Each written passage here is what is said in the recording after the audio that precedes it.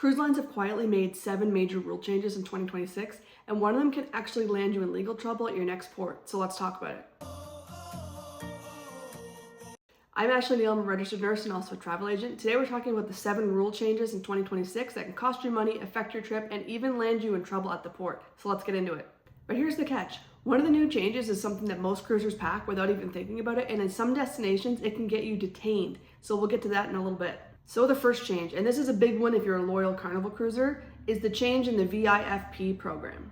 Carnival restructured how you earn tier credits in 2026. It previously went by 1 credit per day sailed, but with the new changes, it goes by cabin spend. So the more you spend, the faster you go up through the tiers. Now in saying that, if you're a cruiser that likes to cruise inside cabins, this is going to affect your tier status. You're going to move through the tiers a lot slower because you're not going to be spending as much. So with this, if you're trying to get through gold, platinum, or diamond on the Carnival system, go into your account right now and check the difference in the tier status.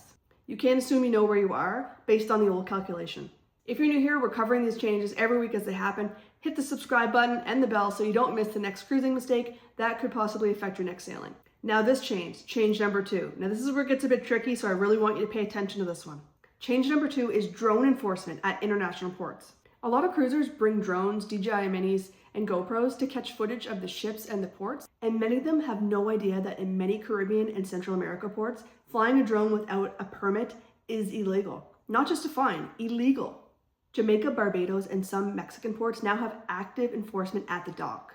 Customs are flagging the drones on entry, so if you're caught carrying a drone without the right permit, it will be confiscated.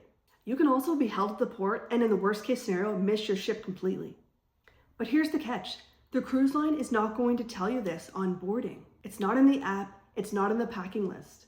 This is something that you have to research on every itinerary before you sail. Now in saying that, if you do travel with a drone, the fix is very simple. Check the regulations of every port that you're going to go to on your itinerary and make sure you have the proper paperwork. Now this change number 3 affects every cruiser no matter what line you sail. Gratuity increases. Many of the major cruise lines have just increased their gratuities in May of 2026. Some of those are MSC, Holland America, Princess, and also NCL. So in saying this, if you have a sailing coming up and you have not prepaid your gratuities, I would steer you to do so that you're not affected by any increased price hikes coming up. On a 7-night sailing, daily gratuities can really add up, so this is one of the safest ways to save yourself some money. Now change number 4 is something that's really important if you're sailing from the East Coast or if you're a Canadian cruiser. NCL has made changes to some gateway ports for sailings in 2026 that affect Northeastern and Canadian itineraries. The reason this matters is some cruisers have actually selected a sailing because of the departure port. So if you have a sailing coming up soon, I would recommend looking and seeing if your departure port has changed. Anytime there's a change in a sailing, the NCL will send you an email, but not everyone sees these, so I would suggest that you just double check. Now this change, number 5. Royal Caribbean has been cracking down on their conduct and behavior policies on board, and they've been enforcing them. Royal has added clearer language on balcony policies, public area conduct, and also social media filming on board. This is stemming from content that was filmed in 2004-2005 of other passengers on board the ship without their consent. And in this content, there was some balcony behavior that raised safety concerns. So be sure to read their code of conduct because they can actually get you off the ship at the next port. Now in saying that, this change doesn't affect a lot of cruisers, but if you're a content creator, make sure you read the code of conduct before you get on your next sailing. Now change number 6 comes up with my clients in conversation all the time.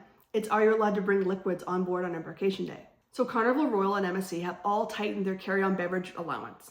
The rules really haven't changed, but the enforcement has. Guests that are now going through with more wine or more water are now being stopped where they weren't before. So with this, if your strategy is to push the limits for the beverage carry-on, I would suggest you don't because they're being confiscated a lot more than before. The allowances are still there, so pack within your limits and you'll be fine.